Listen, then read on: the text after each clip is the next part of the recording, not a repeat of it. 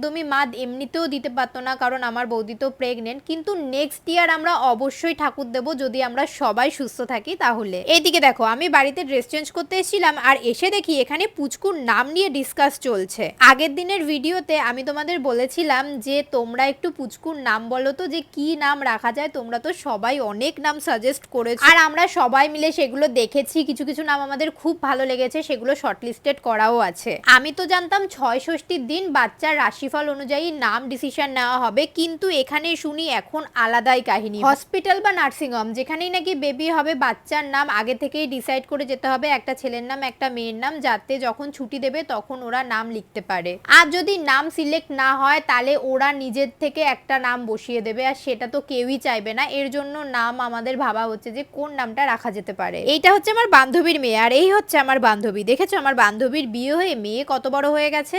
তাই আমার মা মাঝে মাঝে বলে